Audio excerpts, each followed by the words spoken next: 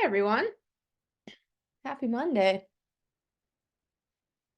We'll give it another minute, let people log on, but thanks for joining us here tonight. And I saw Andy, I think you had asked to record this. Or somebody on here had clicked one of the buttons to ask to record. We are recording, so we will get that sent out to everybody with the YouTube link, so everybody will be able to see that and utilize it. And I think Andy actually is just now coming back in. Andy, if I think you had maybe had a request for recording, and I just told everybody we're recording this and we'll get that distributed probably tomorrow to everybody. So if you wanted to go back and look at it, you can. All right, let's go ahead and get going here. And I'll just keep letting people in as we go. So I'll share my screen.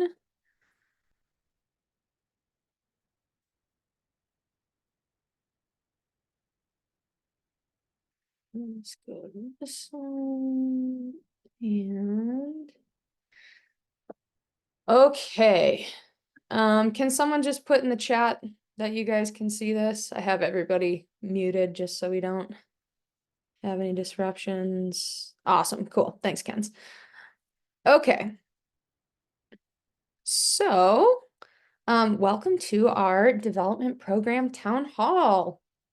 We're gonna do a couple different things here. So we're gonna break it up into 3 sections. And Kenzie, if you have anything that you want to chime in with, just let me know in the chat because you're muted as well. But I can take it for the most part. So we wanted to just start by looking back a little bit on where we have been this past season, the successes that we've had, and really just kind of put a bow on some of the things from the 23-24 season. And then we're going to talk about what's coming up next. So for the 24-25 season, and then we'll go through the questions that some of you guys submitted through that SurveyMonkey link. And thank you to those of you who took the time to do that. It was super helpful putting this together. So, recapping 2023-2024, and I know we still have one final dev team that's chugging along. Our Peoria Mites have a game coming up this Saturday, actually, so they're going to be rushing from the year-end party to get to that. But otherwise, all of our other teams across the program are done. So the last event of the year, speaking of Saturday, is our year-end party. This is for those of you who are new to the program. Last year we did it at Mullet Arena, and we did it as Coyotes alumni versus Kachinas coaches event, and then we did it as kind of an award show, and it was all blended together, and it was awesome, tons of fun.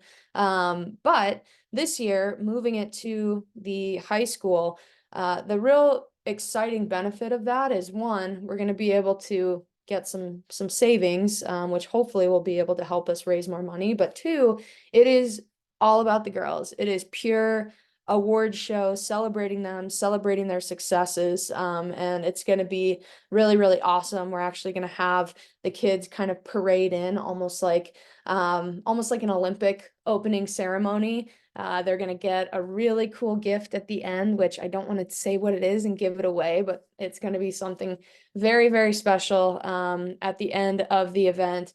And we're going to bring them up on stage. They're going to get announced by their coaches, and it's going to be awesome. So, as a reminder, because we still have several teams who are missing a lot of girls, please, please, please get your daughter registered. It's really helpful for us to know how many people are coming so we can have the right amount of giveaways and things like that laid out so the coaches can be prepared. So every player gets to come for free, but if you have not actually signed your player up yet, please do that. And you can use this code. It stands for player year-end party tickets, but the PYEPTIX, please use that code when registering, and we will get her out there. Whoops. Or we'll get her added to the list. We are going to have some pretty awesome prizes. So for oops, that should be broken up a little bit. But for individuals, so our top fundraisers, so for those of you that aren't familiar with this event, by selling tickets or just getting general donations from people, that gets essentially allocated in two ways. One, your team will get credit for what you raise, but also your individual player will get credit, as long as the person donating or buying tickets puts their name and their team in the actual registration. So right now for individuals, we are going to be giving them pretty significant Pure Hockey gift cards. So our top winner is going to be getting $150 to Pure Hockey. So that's at least a stick for most of our development players, which is pretty awesome. So that'll be our top one, and then it'll kind of step down there for the top three individual fundraisers, which right now Lena Travis, who is on 12U Green this past season, is in the lead. And then this 12U Green one should be down in the team section. But 12 Green is currently in the lead for the actual team prizes. And those are going to be more experiential. So we're working on things like, we'll announce them this week, but we're working on things like a day at main event, a sunsplash experience, things that they can go over the summer with their teammates from last year or this past season and just go have a ton of fun. So really awesome prizes and incentives to get the girls out there and raising money. And we're coming up into crunch mode with just a couple days left for that. Just to give you an idea of where your team is at as far as fundraising is concerned. So like I said, 12 Green is currently in the lead. 12 or 10U 12U Chandler Squirts, they're in that third place spot, and then our Scottsdale team's doing pretty well also. So just so you guys can kind of see where your teams are at. Okay, so let's talk about some highlights. And we did the same thing for the elite program. We talked about collective highlights across the association, not just elite or not just development, really everything, because I think what we want to do is make sure that while yes, this is focused on the development program, we're really taking a holistic view of the program as a whole. So first and foremost, congratulations again to our 10U, 12U, as well as our 12U, 14U teams in Scottsdale for their third place finishes this year. That is a really massive milestone for the development program. And when we reflect back to kind of where we started 5 years ago to where we are now, I think our families who have been in the development program for a long time will definitely tell you how big of a jump that is. So it's pretty cool to see, especially for those teams that are going to have players that are getting ready to springboard to the next level and potentially play elite down the road. It really is showing kind of the connectivity between the talent level for the program, and we're really, really proud of that. This past weekend, we had two Kachinas who represented the Scottsdale House All-Star team, and they brought home the gold for that. So congratulations to those girls. That was fantastic.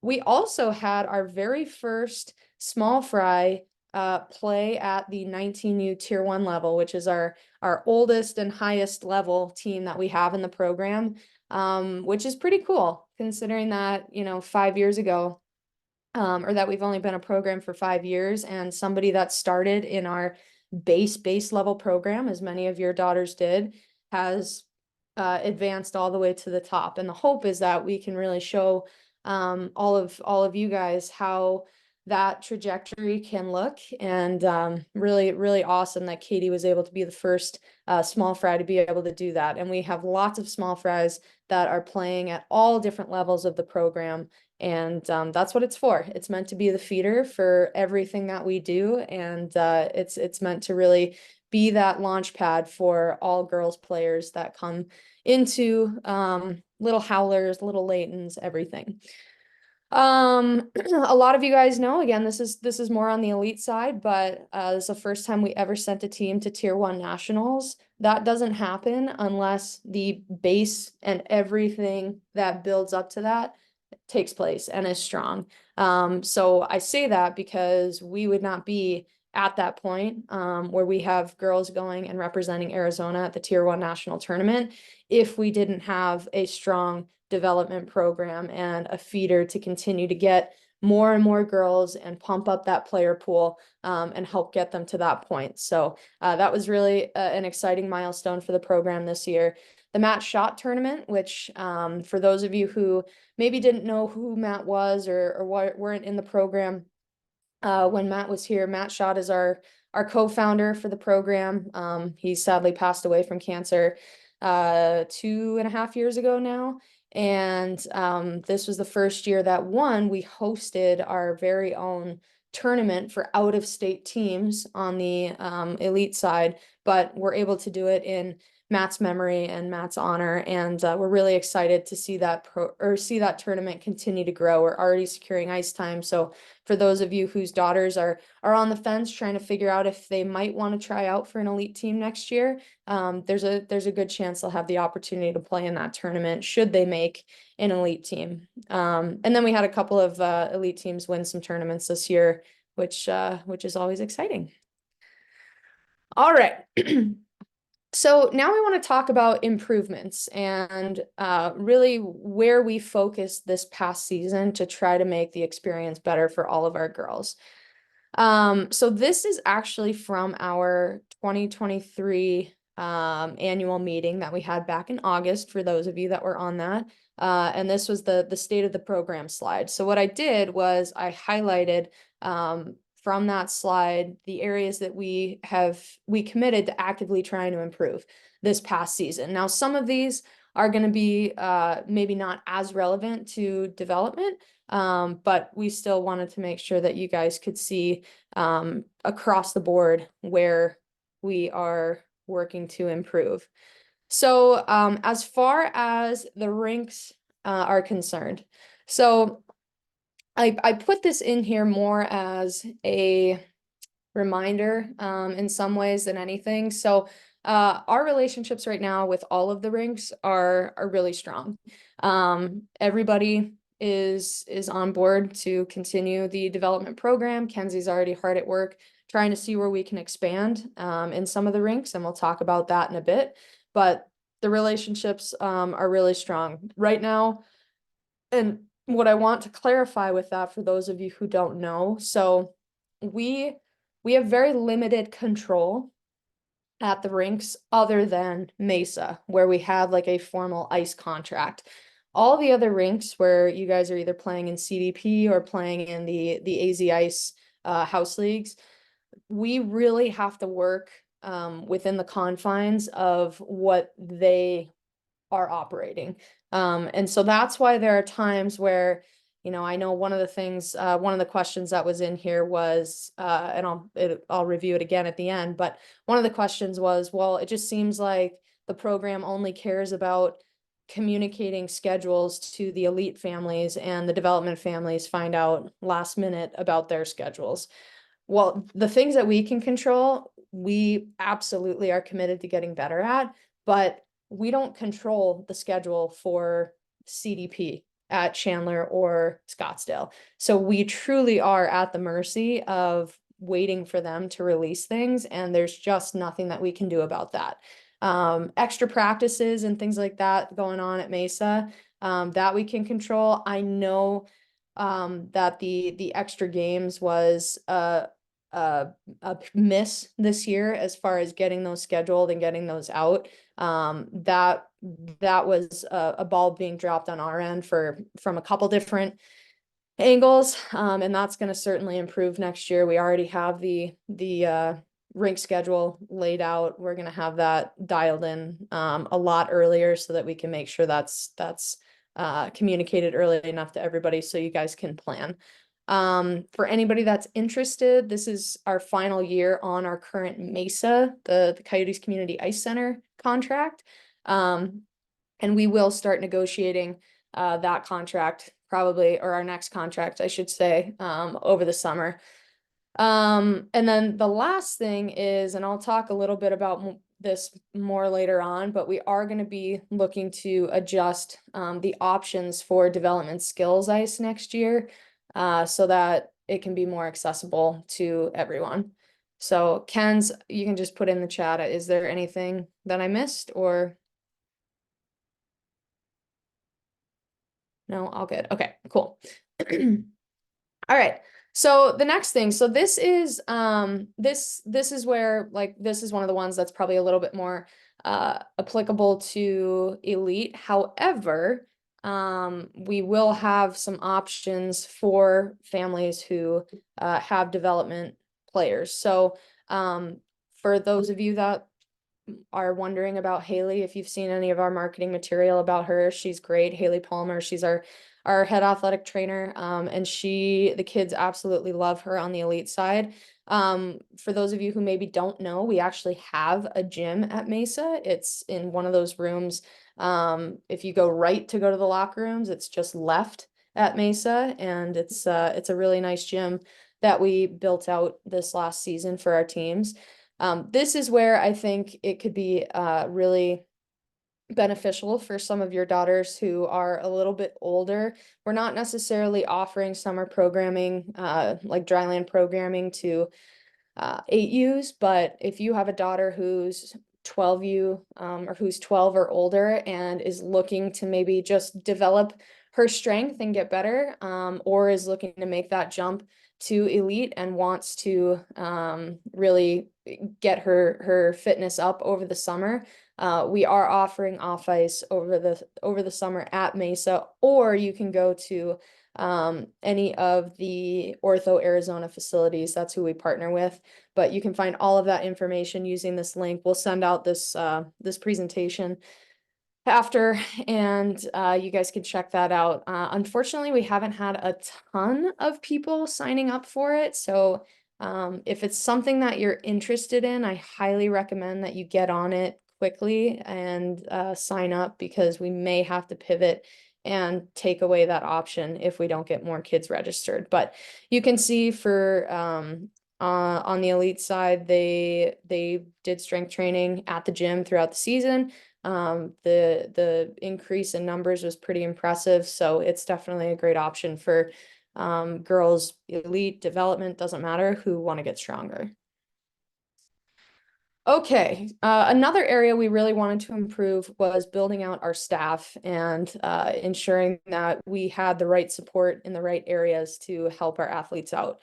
So this isn't necessarily a new role, but a new person. So Kenzie filled the development director role, and I think it's been an interesting year. And Ken's, I don't want to speak for you, so feel free to jump in on the chat, and I can unmute you. But obviously making the transition from someone who had been there for several years to Kenzie, who is coming in a little bit fresh. There were areas where I think we, and I say we, meaning myself, Ryan, some of the others, could have certainly supported Kenzie a little bit more, and helped her through. Kelly O'Brien, I think, is on here. She's been fantastic as our parent rep.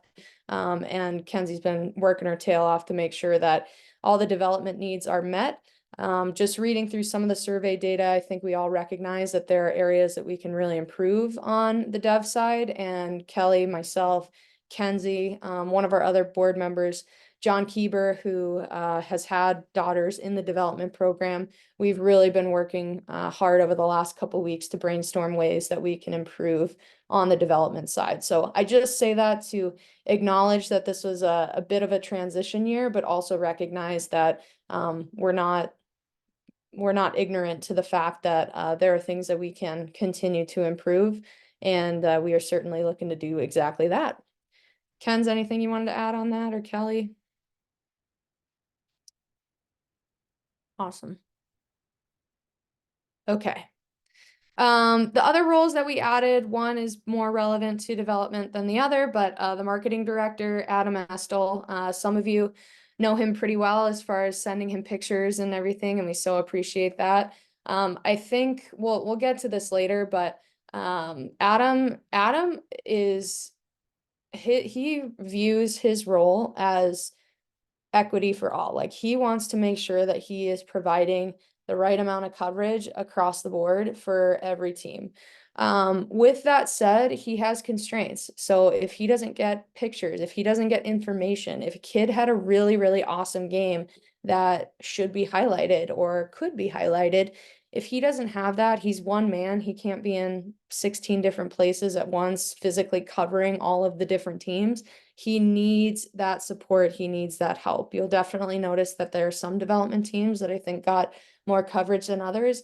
That's because they had awesome managers or team parents who were sending him highlights and sending him pictures constantly throughout the season. So he posts just about everything he gets, unless it's a really grainy picture or it's like through the netting. He really does try to maintain the integrity of the social media account and make sure that the pictures are fairly high quality.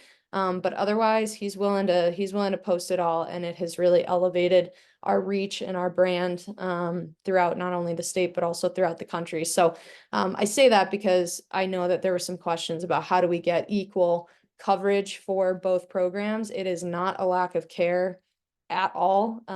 Adam cares deeply. He wants to please everybody, as do we all. But he needs that help. So we'll talk more about that later on, how we can get more parents involved for next year to help amplify the development program. College hockey advisor. So again, this isn't as relevant to our development players purely because they're younger, but we did hire Kaylee Marino this past year to help with that. So she really did a nice job of supporting players that wanted that one-on-one attention to help try to get to that next level and play college hockey. She also helped organize a lot of the college hockey like Kachinas nights with ASU and GCU. And I think we had some of our development players who went and did like Blue Line Buddies and things like that. So she's been great and a good addition. One thing I did want to point out, I honestly believe that for a youth hockey organization, we take our HR processes very, very seriously. And we've really made some improvements this previous season, some of which are still going on right now. But it's not just sort of a like pat each other on the back and everything's great and kumbaya. We are always trying to get better. We're always pushing each other. We're always debating with one another in a really positive way to get to the right answers, or at least what we believe in our hearts are the right answers. And we do formal annual staff reviews. We do self-evaluations. We evaluate each other. And that's been a really great tool that we've implemented this year to make sure that we're improving. And when we hear feedback from families, especially if we're recognizing trends from some of the feedback that we're getting about one particular staff member or one particular role, we're addressing it because we are only as good as our staff, as our coaches, and everybody in between. So that's really important. We did a lot this year to review all of our policies. They're like 100 pages long. So it's always a joy going through all of those, but we definitely want to make sure that we're staying up to date, we're staying fresh. Things that are in there are relevant to both both arms of our program, and we're making sure that we're governed in a way that really helps us get better year over year. And then working on our standard operating procedures. So I think that again, I will own this as the head of the ship, but I think one of the challenges this year that we had with development is Aaron Kane, who was in that role before, really had a lot of things dialed in, and I don't think we did a good enough job prior to her departure of making sure that things were really, really well documented. So Kenzie and others could just pick up and run with it. So that is something that we have worked really hard. For those of you that are in project management, we've actually created a RACI chart that has about 1,000+ items in it of all of the things that we need to accomplish on a monthly basis to ensure that the program runs smoothly. And we are gonna continue to make that better and more user friendly so that things don't slip between the cracks, and we can make sure that we're staying on the ball, not just with development, but also on the elite side. Because we started this process when Matt passed away, and he had a bunch of things in his head and not on paper. And we kind of went through that process, and we had started putting this all together, but we weren't built out enough to really, I think, give Kenzie the amount of support that she needed. And like I said, I will take full ownership of that, and we are going to get that cleaned up this summer. Okay, hopefully I'm not boring anybody yet, but we wanna make sure everybody understands where we're at. So the committees. So the committees were an awesome pilot this year. So this is the first time we've really had distinct committees that work on various things. So we have our hockey ops committee. I'm not going to read all of these to you. You guys can do that once you get this presentation. But we have our hockey ops committee, our governance committee, disciplinary committee. We occasionally, very rarely, have anything go to the disciplinary committee from development. We had 0 from development this year. We had just 2 that the DC had to deal with on the elite side. So really, really happy about those numbers, and working to continue to keep those numbers low. Something that we did on the elite side, just because issues tend to be a little more prevalent on the elite side. We tested a process this year of having the coaches and the managers create like an incident reporting sheet, and that went pretty well. I think we need to clean up some things with it, but I think we're going to roll that out for development as well. And really, I think on the development side, it's not so much that we anticipate there being any issues. Like I said, it's very rare that we have a major issue on the dev side, but it's more to kind of, I think about it almost like guardrails or like bumpers in bowling. Like it's really just if we have a kid that kind of toes the line, they're not really doing anything crazy wrong, but we'd like to correct it so that by the time they're 13, 14, 15 years old, they don't end up going over the rails. And so we do want to make sure that we're helping correct some of that behavior early, and so we can keep things positive moving all the way through the program. Player safety committee. So for everybody's knowledge, this oversees all things like safe sport related, injury related, concussion testing, things like that. And that committee is in the process of working now on revamping our injury reporting and return to play protocols for next season. So again, we don't see, a ton of like major injuries at the development level, but we certainly have seen some, especially, concussions. We've had some broken arms, things like that. And we want to make sure that, one, as an organization, we know about it, so that 2, we can support our coaches and make sure that kids are coming back to play at the right times.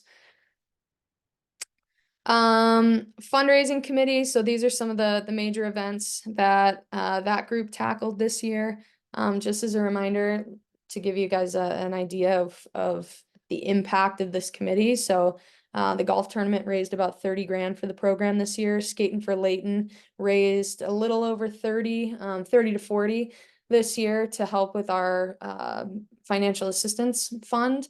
The year-end party right now, relative to last year, we're pretty low, so I'd like to get those numbers up. The dine outs are pretty small as far as numbers are concerned, but it's always nice to get the kids together, get the families together, and know that some of the money is going to kick back to the program. And then garage sales, raffles, we do those throughout the year. They bring in anywhere from $1,000 to $2,000 each. And then C's Candy is the one that some of you guys participated in, and we will continue to do that. And I think more of that individual fundraising, as well as some individual team fundraising. And we'll talk about that more later on. Finance committee, they've been busy doing some of the year-end reporting, membership and marketing. think the biggest ones that are relevant for development is they're the ones that really handled all of the surveying mid-season. And unlike previous years where it's like we just kind of get the raw data, they actually took the time to put it into a comprehensive report so that we could take action and review, okay, what's the low-hanging fruit, short term, medium term, and then of course the long-term bigger projects that we're going to dig into over the summer. So we really appreciate any of you who are on that committee. And then Big Sister, Little Sister program. I think we learned a lot this year as far as timing, how we launched it, the areas where we can improve. I think the big thing that, and I had talked to one of the dev coaches about this specifically, like Big Sister, Little Sister is really meant to be an organic, positive experience. It's not something that we really are micromanaging, like, this team didn't do this, or this buddy has only met with her sister once. It's really meant to be a positive organic experience, and for the teams and the players and the families, what you put in is what you get out. And so I think we learned a lot about the mindset around it this year that we'll look to help communicate better, help improve, because we do think it's important for the kids to get to look up to one another or to mentor each other. And I think it helps with that bridge between development and elite. Um, Advisory committee. So this is one of the things that Kenzie, Kelly, John, and I talked about in our most recent meeting. We did not do a good enough job getting all the team managers for development together enough to really stay on top of what some of the current issues are from their perspective, what they're hearing from their teams, their parents. And that is something that we will certainly be improving for next season. We'll have those meetings on a monthly basis and just continue to open up that communication a lot more so that we can stay more attuned to issues while they're small, rather than waiting for them to get really big. And then now we've got bigger problems on our hands. So that's something that we will do a better job of. Okay, communication. So this was an area that we always are looking to improve.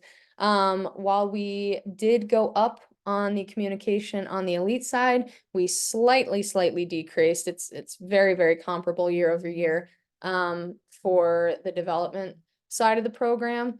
And that's something that we are reviewing and looking to improve. I think there are areas of and this is something that Kenzie and Kelly and I talked about, of kind of what those of you who have been in the development program have experienced in the past versus what the experience was this year, and how we can kind of get back to a place or get to an even better place than we were before, to make things better and make sure everybody's informed. I think the other challenge that we always have is making sure that we do a better job, especially with our newer families who have never experienced hockey before or experienced our program and don't really know the ins and outs. I know I'll speak for my own team, coaching the 8Us in Chandler.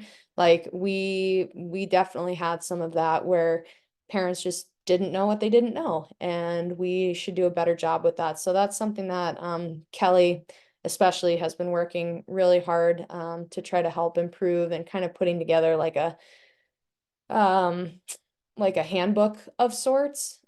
She and Kenzie actually went and met with the girls that were graduating, or the families of the girls who were graduating from Little Laytons, to kind of kickstart that communication process. And we want to keep getting better and better with that. We did try to increase our communication channels this year by having newsletters, using Sports Engine a little bit more for sort of those quicker direct sends so that everybody can get that notification on their phone. Like I said, we didn't do a good enough job with the manager advisory meetings, but we'll look to improve that. And then I think just having more development families on our committees will be really helpful. I think that's an area that we can collectively improve on. It's not for lack of wanting development parents. It's really just who steps up and volunteers to get on board. And I think the more that we have development parents represented on those committees are, for me, designed also as just a management and a leadership tool, because what happens at the committee level then funnels up to me and the board, and we can talk about things that come up, and also just having those additional perspectives so things don't get forgotten about or missed is huge. So we'll talk about ways that people can get involved later on. Like I said earlier, Adam's a rock star as far as posting things on social media, but he can only work with what he's given. So please, please, please, if you're someone that likes to take pictures, if you're someone who wrote in your surveys that you were frustrated that there wasn't more representation of the development program, step up. We would love to have you be that point of contact for him so he can get good quality content that he's more than happy to post. One thing Adam did want to do, because, you know, in a perfect world for him, all of the communication scores would do 5s across the board. He's going to send out a survey to try to just find out like how people want to receive their information. For those of you that are in marketing and communication jobs, I'm sure you can relate where, you know, you send a newsletter and people say, I'd rather have a text. You send a text, people would say they'd rather have an email, and so on. And so I think he really wants to hone in on the best way and the best channels to reach everybody so that information isn't lost or missed. And so he's working on getting that out to our families over the summer. Okay, this is kind of just a 10,000 foot view. For time's sake, I'm not going to go through every single one, but for those of you who are new, this was our 5th season. And when we first sat down, Matt and I sat down and we said, okay, what do we want to accomplish? What do we want this to look like? These were our original set of goals and the original vision that we had for the program. Everything that has a check by it, or a little plus sign, is what we accomplished through that first iteration. So we're really proud of everything that we were able to knock off. We actually redid this last year. So this is actually year 4 through 10.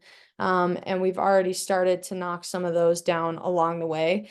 I think the biggest one on the development side that we're really proud of is in the last year, all of you guys know, we expanded into Peoria, not this season, but the season before. And that was a huge jump for us because that really solidified that we had a full footprint. Every single place, or every single rink, excuse me, that has a house program, there's Kachinas representation. Now, is it perfect? Not necessarily. We absolutely have areas that we can continue to improve. And I think that's what I've been communicating with people is, you know, our growth trajectory is certainly slowing down. We're always going to continue to grow, but it's probably not going to be as exponential as it was. Now it's time to say, okay, we've got all of these kids in all these different places. Now, how do we continue to make the experience better? So instead of having foot fully down on the growth pedal, now it's okay, we can soften that up a little bit purely because we have some capacity issues, but with the rinks. But now let's actually make this an awesome, unbelievable experience that everybody wants to keep coming back year over year. And again, we take these surveys seriously and want to make sure that we're doing that. And if we're not, then we got to fix that. So, lots of talking. Thank you guys for bearing with the sound of my voice. So looking ahead, now let's talk about what's coming up this year. So spring programming, events, things to look forward to that are kind of happening right here, right now. For those of you that maybe are on the fence trying to figure out if you have an interest in trying out for Elite, that's the event that's coming up the soonest. So Elite tryouts are May 2nd through 5th. And you can sign up at that link that's on here. Development evaluations, if you are planning on staying in the dev program, then whoops, sorry about that. Then this is when we're going to host our evaluations. So when it says 8U evals, what we mean by that is their age group. So, and we'll send out more information as far as like the actual birth year that qualifies them for that, but we really want to see we want to see the players with their age group, because that's going to determine whether or not they're going to play at their age group, if we're going to have them play down in age level, and make it, we want to make sure that the girls are in the right place to have as much success as possible. So we'll send out more details about that, but as you're thinking about it and planning, May 28th and June 2nd are the dates to remember, and we will get that registration out soon.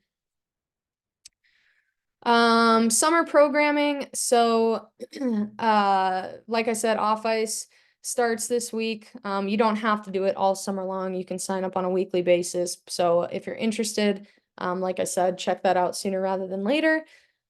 Skills sessions. So we are going to host our traditional skills summer skates like we have in the past. Just an opportunity for kids to get out there, keep their skills sharp. It's usually very station based.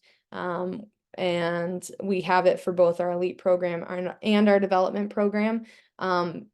Generally speaking, we try to reserve the spots for the elite program based on who actually makes elite teams. There are some situations where we'll let players who are not going to skate or not going to play on the elite team, any of our elite teams. We do let them into that summer program, but that would be up to Ryan and Kenzie's discretion. But for everybody else in the development program, we have our development skates, and you can, the registration isn't quite open for it, but you can go and look at the dates for your summer planning purposes. We are looking to do Kachinas 3-on-3 tournaments. We're not doing it for the younger age groups, but we are doing it for 12U. So if you do have a daughter who's a 12U and is looking to do some 3-on-3, skate with some different kids that she's maybe not used to skating with, we're going to do a few of those over the summer, and that information will be released soon as well. And that'll be at Mesa. All of this programming will be at the Mesa rink. Okay, I have an extra bullet point here, which is going to bother me, but I'll get over it. So programming changes to look forward to. So we are working to add 2 teams next year to the development program, one of which is the Gilbert 10U 12U team. We feel pretty good looking at the numbers for Gilbert, and looking at the numbers for small fries that are coming in, who would kind of fill the Mite team in Gilbert. Feel pretty good that one's going to happen. Peoria, we're all on board. We want to have a Peoria squirt team. We've talked to the rink about it. Again, this is where it's a little out of our control. The rink is giving us some pushback, and so I had shared with some of the Peoria parents that if this is something that is really important to your daughter to have the opportunity to move up to squirts, versus staying back a year and playing on the Mite team, we need your help. We need Peoria families reaching out to the rink and reaching out to the house league directors to try to help us get this across the finish line. Kenzie and I are trying, but they're being a little stubborn as far as letting this go through. So we'd love to get your assistance with that if you're a Peoria family. Just to go back one slide. Actually, you know what? I'll do all the questions at the end, so we'll cover that later. For anybody that is looking to join an elite team next year, these are more just some FYIs. So 14 Red, which is our second level travel team on the elite side, it that team will be joining the AZYHL this year, which is it's like the local co-ed house league, so they will be playing against boys. 16U and 19U combo, as well as 14U black, already play in that league. They were playing in the Pacific Girls Hockey League as well. They, I think, are going to step out of those leagues and just do more tournaments, so hopefully that'll be more fun for those girls to have opportunities to compete for something. The biggest one, I kind of buried the league lead, but we are going to be going independent as a program. I'll explain that more here in a moment. And then jersey ordering process. So that is something that we are obsessively trying to figure out. We're moving our evals earlier this year to try to make sure that we can get our jerseys ordered. We may shift away from doing the full sublimation. So for those of you that obviously were in the program this year, there were no nameplates sewn on or anything like that. It was all just kind of like in the jersey. It was sublimated in the jersey. We may shift to nameplates. The trade-off with that is, kids may not get the exact number that they want. But that was really the hang up, is just by the time we got everybody's order in, people had committed to the program, paid their deposits. It takes up to eight to 10 weeks, if not longer, to get those jerseys produced. So we are working on improving that process so that come day one of the season, girls have their game jerseys, because we know that's very, very frustrating for our families. Okay, going independent. So the funny thing is, the timing actually worked out well last week. I think it was the week before, where we had the elite town hall, and these slides are exactly the same. And we had shared that we were going independent and kind of talked through the process. And what I mean by going independent is we will no longer be under the Arizona Coyotes Foundation 501c3. We'll be shifting to our own. And that was all announced days before the Coyote stuff all came to light. So this is something that we have been working on for, 5 months. Not necessarily even because of the potential of the Coyotes leaving, but for other reasons. So I think one of the biggest ones is we wanted to be able to improve our decision making. One of the challenges that we've had being under the Coyotes Foundation is it goes through the whole machine of the Coyotes as a business. And so it really slows things down. You have to go through a lot of approvals, and it just takes time. So like when Kenzie wants to get the jerseys ordered, if it hasn't gone through the chain of approvals, then we can't do anything about it. So it's been challenging in years past. So that's one of the reasons we want to just optimize daily operations. Our financial processing is going to get a lot better. And then some of our accounting stuff, which is not as relevant to the dev side because we don't handle as much money with development as we do with elite. But some of those little back end things that were just making it really difficult to run an organization, we're going to be able to clean up now. The Industry Growth Fund, or IGF seed capital timeline, that's coming to an end. We've been sharing that with our families for a couple years now. And for those of you who have no idea what the IGF is, I'll explain that again here in a sec. But that's something that comes through the NHL and through the Coyotes. And so knowing that was going away kind of made it a little easier to make that decision to split off. And then this is, I think, the one that we're most excited about for the actual impact it's going to have on our families, is it's going to allow us a lot more flexibility for fundraising. So we've had some awesome ideas come across my desk as far as fundraising opportunities and options for individuals and for teams. Things like, I'll just give one example, but things like doing football squares. Unfortunately, being under the Coyotes meant that, we had to be very, very careful, because when you're with a bigger NHL team that has a, wealthy owner, that puts them at risk of people going after them for things. And technically speaking, football squares, poker nights, 50-50 raffles all fall under the gambling category. So things that other youth programs do without thinking twice about it, we were pretty limited with what we were able to do with that. And now we're going to have a lot more flexibility, which hopefully will enable more money to go back into the pockets of our families through fundraising. So how are we going to do this? Getting a little bit in the weeds here, but we already have our new nonprofit entity incorporated. We've got our EIN, we've got our bank account, all of those things.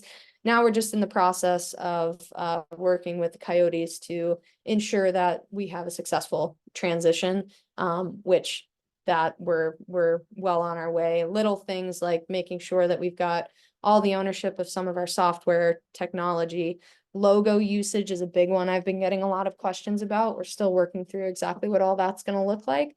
But we should have answers by the end of this week. So all those little details whenever you have either an acquisition or a spinoff. It's a lot of nitty gritty things that you got to work through, and we're doing that. So as far as next steps, again, these are kind of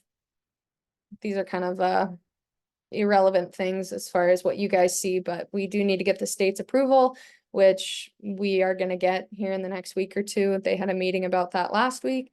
We're going to get everything sorted out with the Coyotes, and then really the big thing is going to be pedal to the metal as far as fundraising is concerned. So I'll go through, these slides are a little out of order, I apologize, but I'll go through some of that IGF stuff and fundraising stuff in a bit. I know a lot of people want to know about head coaches. Those are going to be announced soon.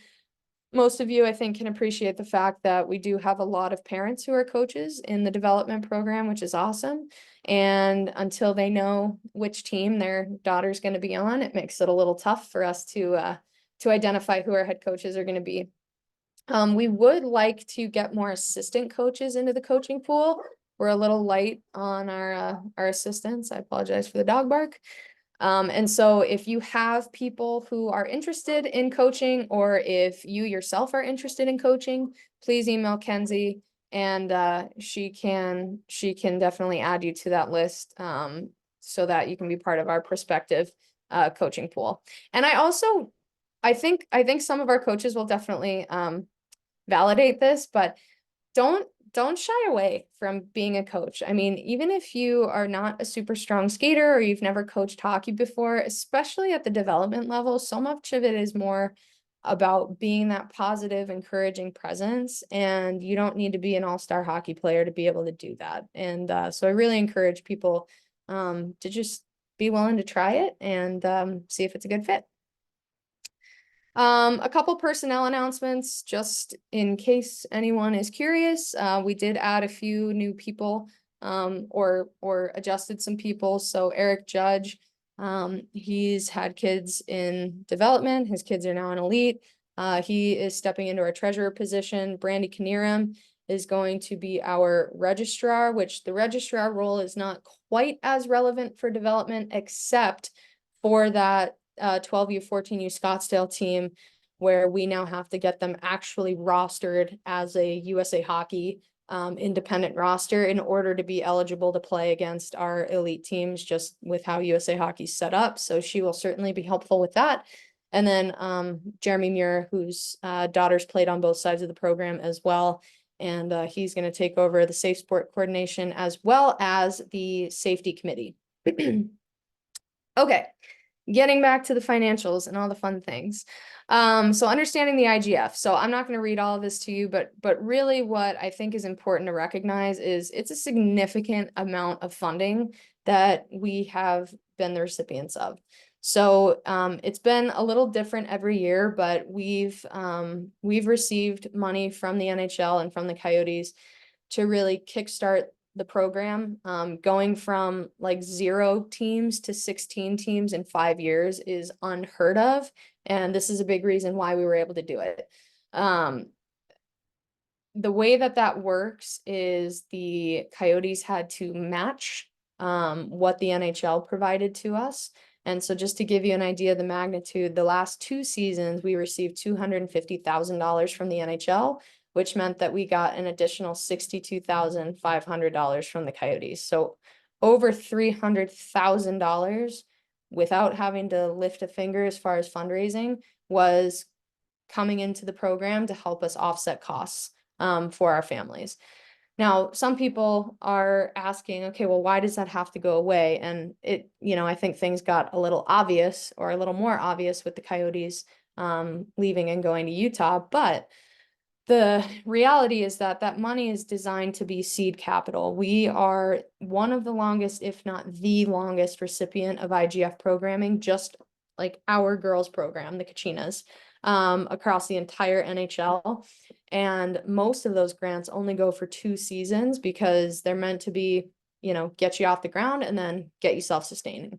So we've known for a while now that was going to come to an end, and now for reasons beyond just not getting applications approved, we are at that point. So we will not be getting IGF funding moving forward. Now, that doesn't mean we're not going to get any funding. We are certainly going to lean into applying for different grants, really focusing efforts on fundraising, things like that. We're it's not like all of a sudden it's just, okay, we don't have that money. Like, it's all on the parents now. It is going to be a collaborative effort to continue to try to make this as accessible as possible. So just to give you guys an idea of the impact that the IGF has had, you'll see that I'll do an example on the elite side and then an example on the dev side. So for elite, it's obviously significantly more expensive. And if some of you did not realize how much more expensive it was, this slide hopefully isn't gonna shock you too much, but this is just the program fees. Like, this is just to what comes into the Kachinas.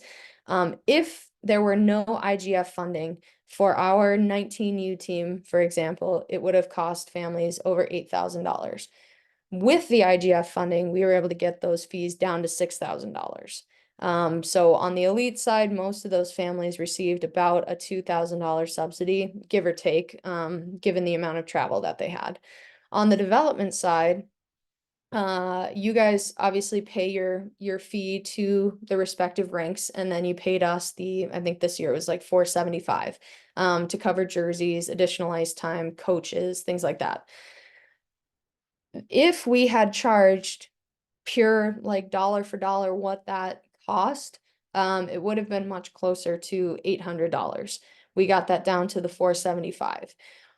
We are actually, I think, going to be able to keep the development prices almost exactly the same next year. So, and the way we're doing that is by moving some things around and adjusting some programmatic things. So I don't want anybody to panic on here thinking that all of a sudden their costs are doubling. They're not. We're gonna make sure that we keep the barrier to entry as low as possible for the development program, but you can still see that there is, a pretty significant impact that it has for our families across the board. As far as, okay, well, why do we give more money to the elite families than the development families? The reality is, this is just their fees. This doesn't include any of the travel that they have. So we have an algorithm that essentially breaks up, okay, how much does, this team cost versus this team, and then we sort of reverse engineer it from there. Okay. So now let's talk about what to expect for next year as far as budgeting and pricing and things like that. So one of the frustrations, I guess, that we've been receiving is, okay, well, we're working hard to raise this money at the golf tournament and year-end event and skating for Layton, but like, it's just going off into the ether. Like, where is it? It's not that it's been going off into the ether. We've been banking those funds for the inevitable loss of the IGF. So we are going to leverage those funds going into next year. That's kind of what I was referencing when I said that we're going to be able to keep the fees down a bit for the development program. Exactly what we are going to pull from that total fundraising bucket has not officially been finalized with the board, but we're in the process of finalizing the budget this week, and we should be able to launch that or announce that certainly for development prior to evaluations. You'll have a full breakdown. We're committed to doing an even more thorough breakdown than we've done in the past, so that development families can really see, like, where is that extra fee to the Kachinas going. I think there were a lot of misconceptions this year where people thought, like, oh, that mostly covers the extra games at Mesa. Well, when you really break that out, that's only like $75 of the total fee. So it's not like that whole 500 is covering one thing. And we'll send a breakdown so everybody can really see where their money's going. Fundraising is going to have to be really important. Um, the reason I say congrats to 16U Green, when they went to nationals, in about 3 weeks, they raised about $17,000. It might have even been 19,000. That I think is the power, and obviously nationals is a different marketing play, but I think it was really eye-opening to see, like, when you get a passionate group of people together all pushing to try to raise money, they can do a lot. And so I think that is what we want to see from our teams next year, is really allowing them to do the work at the team level and come together at the team level to raise as much money as possible to get these fees down even lower than what we're going to use our fundraising reserves to try to help do. I already said we'll do a detailed breakdown. And then one of the things that we are going to have to prepare for is we might have to split some payments out a little bit more over the summer for you guys. This has nothing to do with what you pay to the rink. Whatever they have done in the past is probably what will continue. But for that 500-ish dollar fee that we collect, the reason we'll need to collect a little bit more upfront is because the store that we utilize for all of our equipment, jerseys, everything, before we were using Behind the Mask. Behind the Mask was purchased by Pure Hockey. Behind the Mask wouldn't charge us until we actually had the product in hand.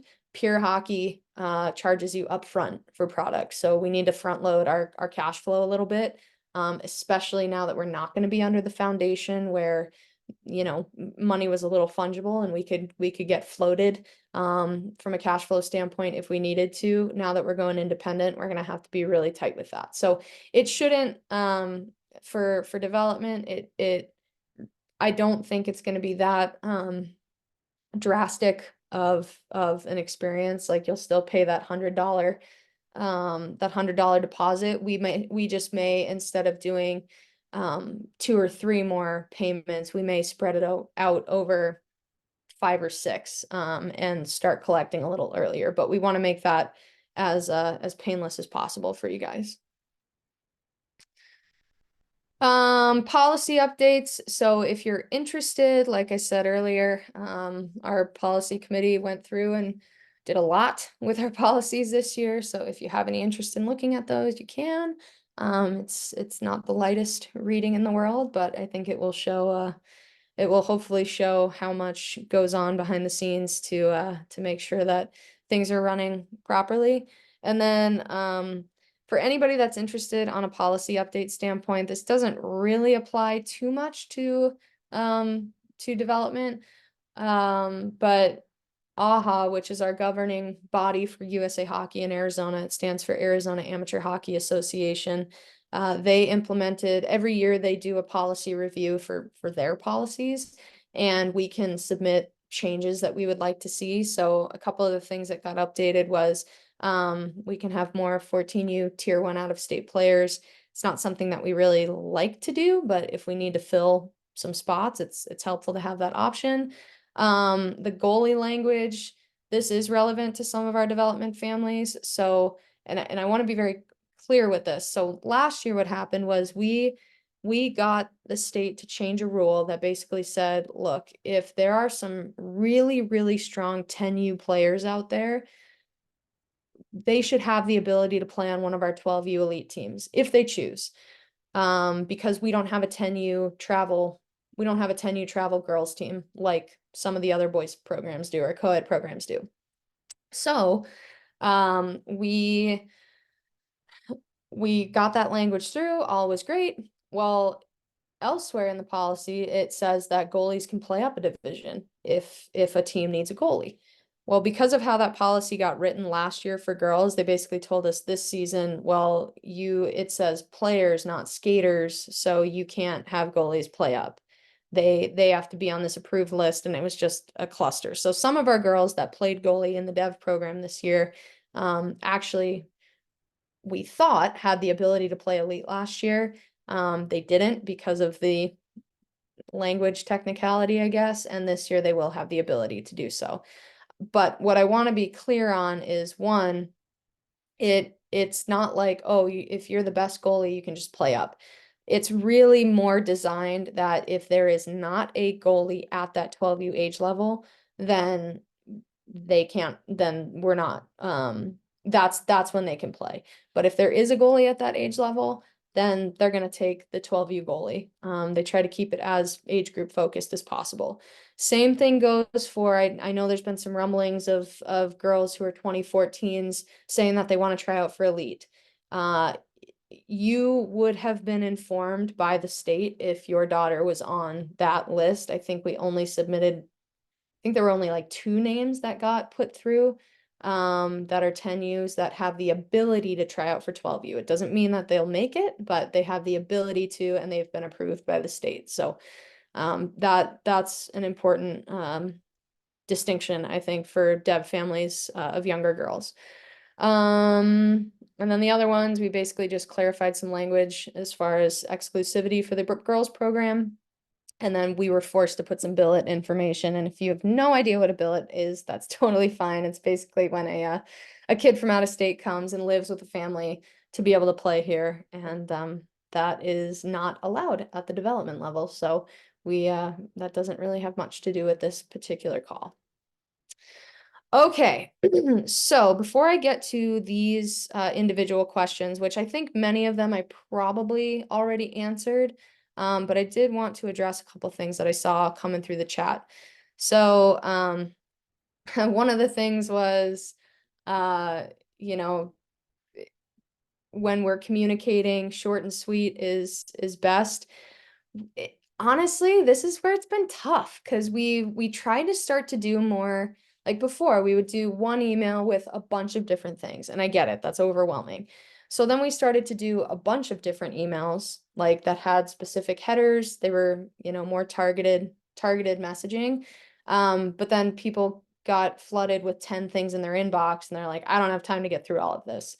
So that's where it's like we truly are trying to find the sweet spot. But it is tough to find that secret sauce when we have so much information that we want to communicate all the time. And that's where the survey is going to be really helpful.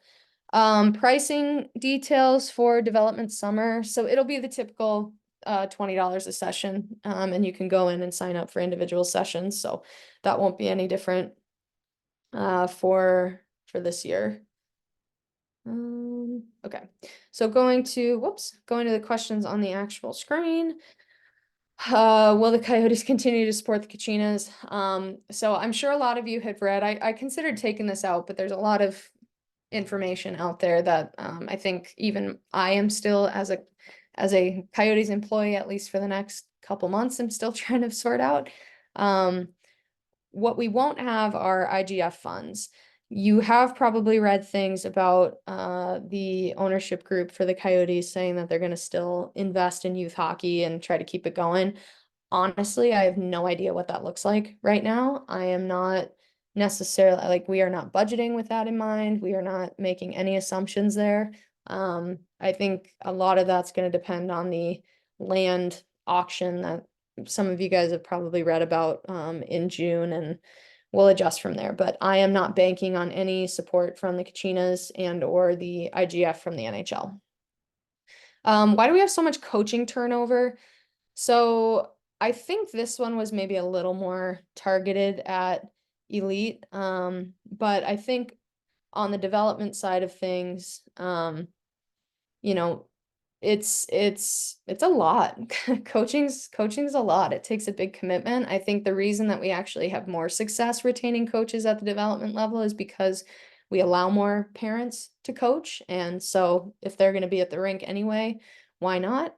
But as far as assistant coaches are concerned, we really do try, just like the players. We want the development program to be a development program for coaches.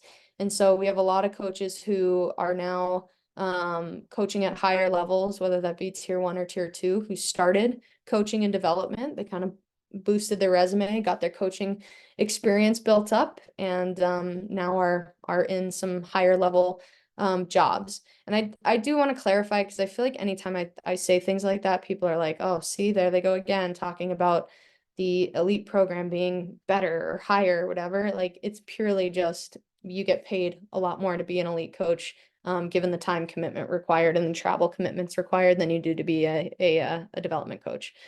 But it is, we want to retain as many coaches as possible, and it's tough. It's a big commitment to keep people involved. Can we donate time and materials to make the rink our home? So this is a question specifically for Mesa. This is something that we're always talking about with the rink owners, trying to figure out ways that we can make things good for our families, make things good for the rink. We have done some improvements, so this is subtle, but pretty important, especially in the summer. We actually are the ones that installed the drinking fountain at the rink. All of the benches that you see in the locker rooms were built by Kachinas parents. The stick racks were all built by Kachinas parents. So I say that because if you have an idea and something that you think you can contribute to continue to make that facility feel more like a home, we are totally open to hearing it and would love to talk to the rink owners about that. Is there a specific Kachina style of play that all teams follow as a baseline? We try, and it's really tough. Like, I'm saying this from the position of being a Mike coach. It's tough. Like, I kind of came in rose-colored glasses, like, yeah, we'll just, all the Mite teams will just follow the same plan, the same whatever. And we're all gonna hit these same benchmarks throughout the year. And in some ways, I think we do that in our skills practices on Tuesdays, but in a lot of ways, it's hard because some rinks, they have four teams on the ice for a practice, so you're a little confined to a corner. Some have half ice practices. Some have girls that are on the older end of their team. Some have girls, like we had a couple 5-year-olds on our team this year in Chandler, and so it's definitely a challenge, and I'm not going to say that we have that perfectly dialed in as far as like what the Kachina style of play is. But it's definitely something that Ryan and Kenzie and others talk about in the hockey ops committee meetings. If the Coyotes build their new arena, will the practice rink be our home? This is a total TBD. Again, things you've probably been reading is that the Coyotes owner is trying to win the land up in North Scottsdale, or technically it's in Phoenix. I have no idea, so I won't spend too much time on that one. Will there be a Gilbert Squirt team next season? I would say we're like 95% sure that there will be. As long as the numbers that we anticipate staying and playing do so, then it shouldn't be a problem to have a Squirt team in Gilbert. Can we see more development girls present in social media and marketing? I already addressed that one pretty thoroughly. As what Adam gets is what Adam posts. And so I also think having more development parents on the membership and marketing committee will be helpful. And I've actually gotten some emails from some of you who are interested in joining that. So thank you, and we will we'll get you on there. Can we get information for dates and times sooner? I think this goes back to kind of the two-pronged issue. One is there's certain things that we don't have control of as far as dates and times, and then the second is ways that we are going to improve our internal communication, specifically things that Kenzie and Kelly and I have talked about to make sure that everybody is on the same page and understands when there are events that we oversee get out to everybody in a timely fashion. Will there be improvements with photography next season? So we have had we've had a couple very long productive meetings with our photographer, Amy. We walked through a lot of the frustrations that specifically our development families had this year.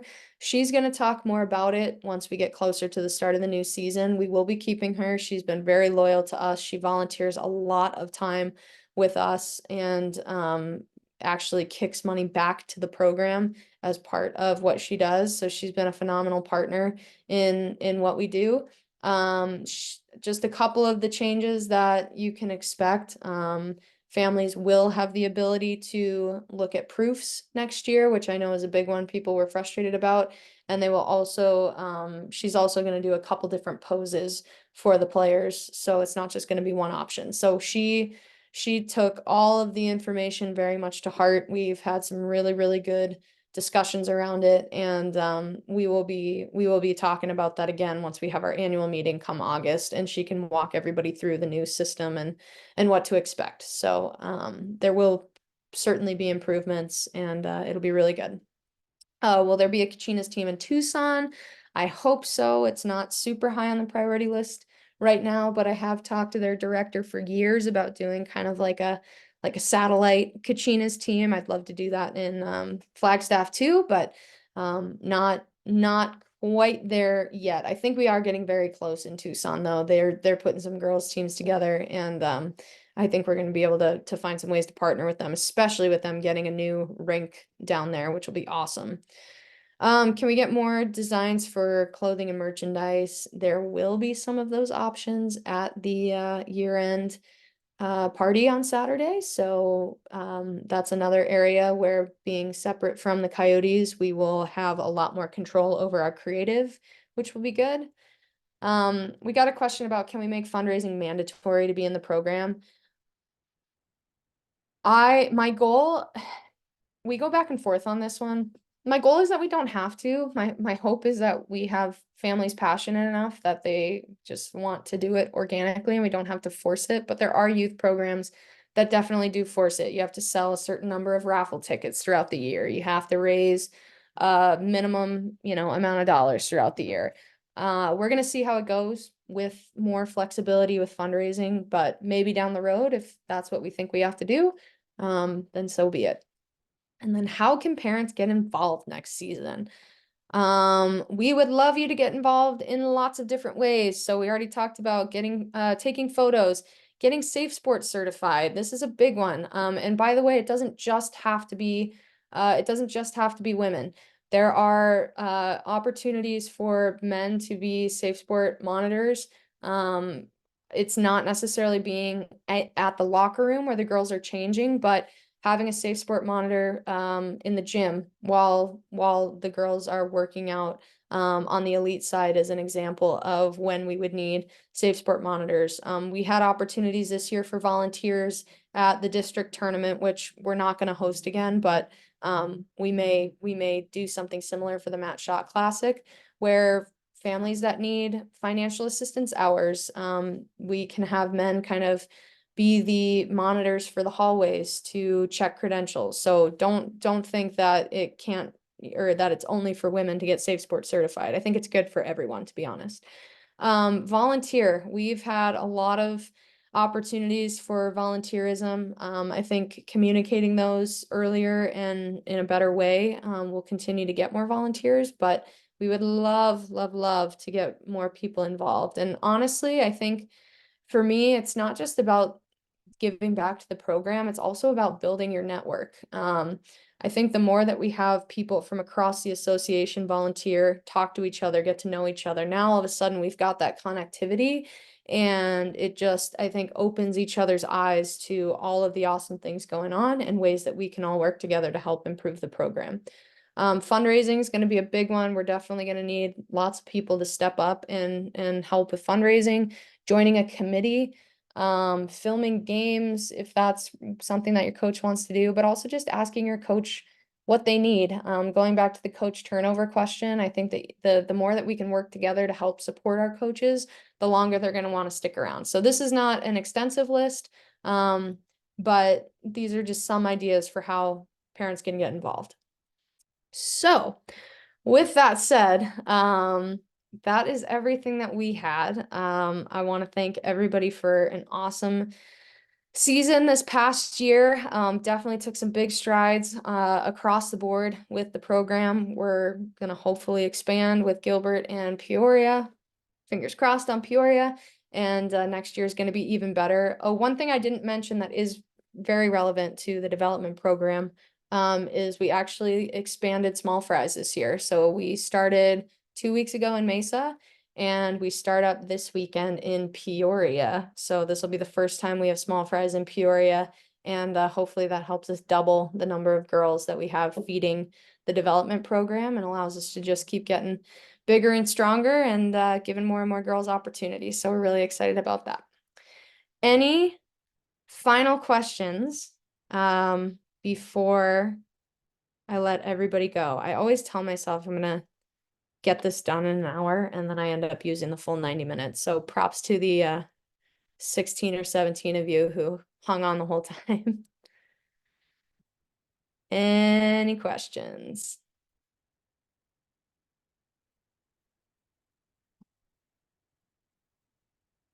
Any chance of a bantam team? Probably not. Reason being is the rinks don't want to, they don't want to make adjustments for a non-hitting team. And realistically, like a big reason why we have teams like 14U Black and Combo is so that we can have sort of that bridge option. But our even the house leagues, again, that's something we don't control, and they're not super keen on having a. Okay, I mean, we can talk about it. We can talk about it with them, Katie, but that was my understanding from talking to Gruber. And granted, it's been a few years since we bridged the topic, so we can certainly ask. I think it can yeah, it can be something we explore, but for sure.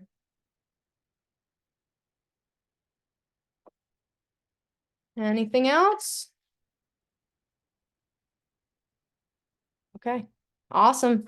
All right, well, thank you guys so much for joining, and hopefully you don't have to hear me or go on for an hour and a half for a while. But I hope that what everybody's able to take away from this is like there is absolutely nothing that we want to hide from parents. We want nothing more than to make the experience as positive as possible for your girls. We know that there are times where we let things slip through the cracks, or we drop the ball. It is not for lack of care. It is, continuing to just manage a large organization, and we want to get better every single day. And transparency is a key part of that. So thank you guys for jumping on, and anything, I know Kenzie said it in the chat, but anything that we can do for you guys, we're here for you. So thank you so much, and we will see everybody at the rink soon. Have a good night, guys.